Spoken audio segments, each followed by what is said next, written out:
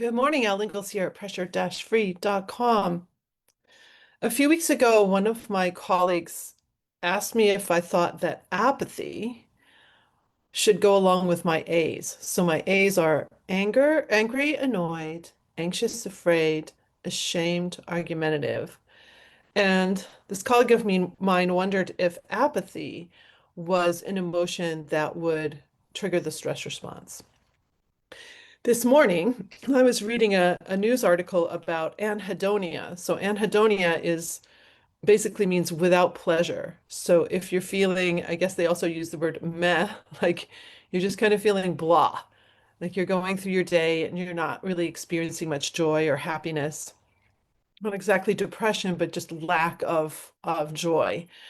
And this research report is studying how stress affects our brain's reward systems and is it reducing our ability to feel joy? Are the stressors packing up so much to the sport?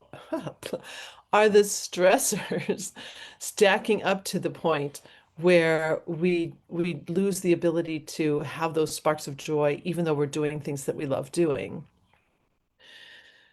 So this makes a lot of sense when you consider what the release of stress hormones does to our body in general, and what it does to the brain.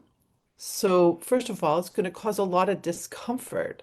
So your stomach may feel weird, your chest may be tightening, um, your jaw may be tensing, you may be starting to get a headache. Like there's a lot of effects that happen when we go into fight or flight, but there's also a hit of dopamine. That's an interesting thing to think about. So this flood of adrenaline plus dopamine is going directly into our bloodstream from the adrenal glands. So that is causing just a multitude of changes. And one of the things that happens here is that fat and glucose is wicking out of our brain cells and our extremities. That's what's pulling the sugar into the bloodstream so we can have a ton of energy to fight or run away. So these neurons in our outer cortex, those areas of the brain are just not functioning very well. So I think that's interesting to think about in terms of anhedonia and apathy.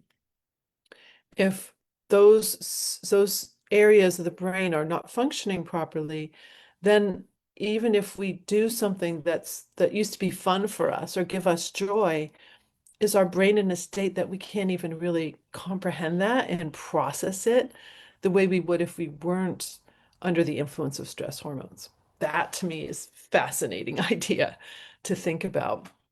Because then if we back it up, if we can prevent the release of the hormones, will we feel more joy? A lot of times people come to me and when I ask them about what is their vision for their life, what do they want? They feel a little stuck, but then they'll say, I just want to feel happier. I want to feel calm, confident, and more happy. And with that in mind, I'm like, interesting. Let's just see what happens. One of the benefits that I've seen in a lot of my clients is that they become more and more creative. And again, I think we just shut our brain down so much. So when we're not shutting down our brain, all of a sudden creativity just starts to flow more. By the way, people will talk about right side of the brain, left side of the brain. The scientist who won the Nobel Prize for that instantly all these research studies came out and said there's really no left brain, right brain. So it made the media way back then, I think was it the 50s, this idea of left brain, right brain, but it actually isn't a thing. So the brain is far more complex than just one half working on logic and one half working on creativity. It's far more complex. So having your full brain working for you, I think that is really the thing that would number one help apathy and anhedonia from us not experiencing it, but it also allows the brain to be able to make choices and decisions and and experience richer emotions in those emotions that are actually elevating. Does that make sense? I mean, I think it's kind of complex because you could say, does apathy trigger the stress response, or do I feel apathetic because I have triggered the stress response? Cart before the horse kind of ideas. I think certainly feeling down, feeling blah, it puts us in a state where it's easy to overreact to certain things and feel even worse. Um, but that's just conjecture. You know, I'd have to really talk to some clients about it, really look at it. Wish I had my own research lab, do some research on it, right? Um, and then of course the opposite, you know, if we don't trigger the stress response, how does that allow us to feel? I think a lot has to do with personality, how you were raised, the how would I say it? The habits of reaction from the time you first wake up in the morning, you know, what are those habits of reaction? Um, I was very fortunate when I think about growing up. My mother would sing us awake. She didn't call out or yell at us. Most of the time, she sang a little song to wake us up. My father would do funny things to wake us up. He was very comical. So we definitely woke up very joyfully when I was a child. But a lot of kids wake up like this. Hurry up, we're going to be late. You know, get out of bed. There's people yelling. There's a lot of drama. Everybody's frantically going around trying to get everything ready for the day. And certainly from that first, hurry up, we're going to be late, we've triggered the stress response. So we're on that treadmill. It's fascinating to kind of look and say, okay, what happens in that first part of the morning? How do you wake up? How do you feel when you wake up? What gives you joy? So I'm going to give a tool today about that because I think it's how we set up our day can really make a difference in how the whole day flows.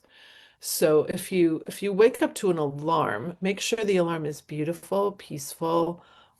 Even the picture, like I have this beautiful photograph of New Hampshire. Like what do you have on your phone? What are the noises of your phone if you wake up by alarm, any kind of alarm? There are some cool products out there where you can have this sun alarm that just gently turns light on in your room, and you it simulates a sunrise basically. Um, but there's three things that I have my clients consider when they wake up. The first is, what's the first thing that you hear? Like what are the noises? Do you hear birds? The birds are wild outside in the springtime right now. But do you hear birds? Do you hear someone else is already up? Can you tune in to something pleasing that you can hear? And then what is the first thing that you see? There's a little pine branch right outside my window here that I absolutely adore. We used to have our bedroom in another room here, and they actually cut down the pine branch that I used to say hello to every morning. So we moved over in here, and I have this new pine branch. And I note its color. I note sometimes the needles are way spread out, sometimes they're closer. There's new growth right now. Like I notice all these things about this little pine branch. I usually say goodnight to it and I usually say hello to it in the morning. But what's the first thing you see?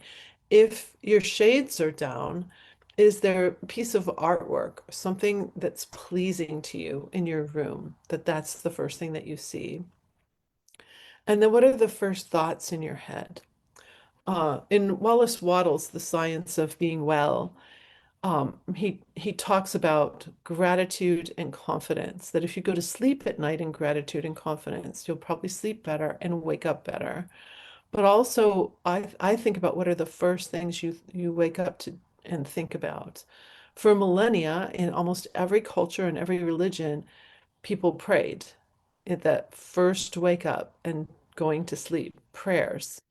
So what are those thoughts or prayers for you? Are they of gratitude and confidence?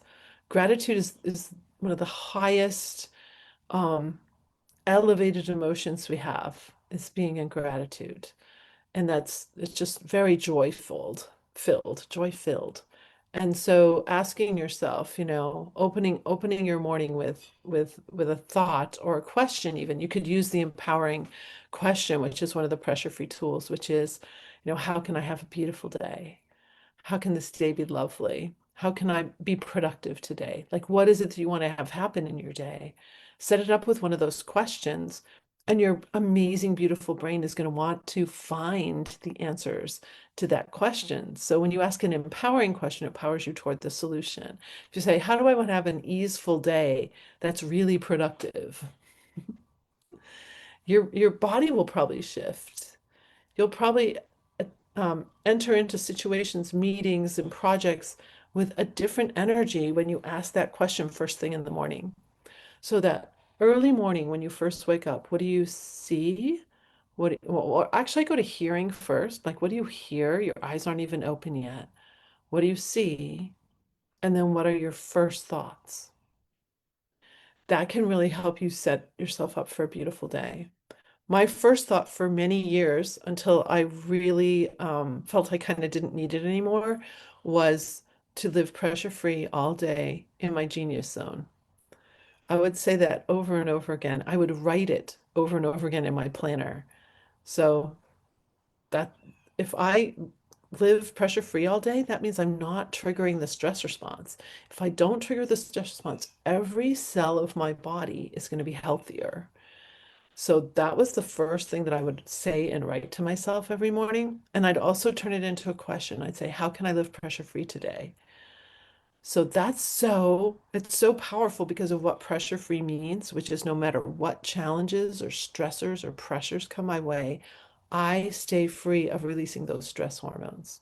Those little adrenal glands don't release that ton of adrenaline and dopamine. And later, the skin of it, the outer cortex, the glucocorticoids. Like I prevent all of that.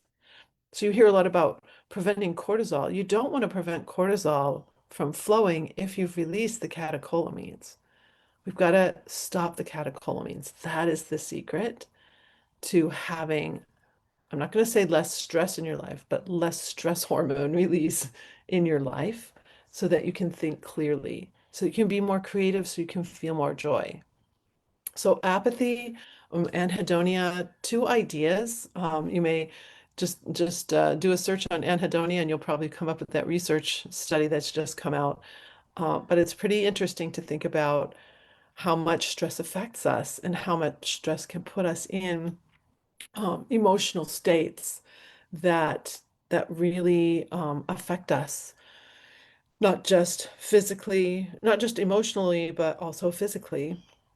And so when you can break those patterns, which is what we do here at Pressure Free, it is truly a game changer. So I wish you a great Pressure Free Friday if you're watching this live. And if you're watching the replay, whatever day it is, whatever time of day it is, I wish you a beautiful, beautiful rest of your waking moments. Have a good one. Bye.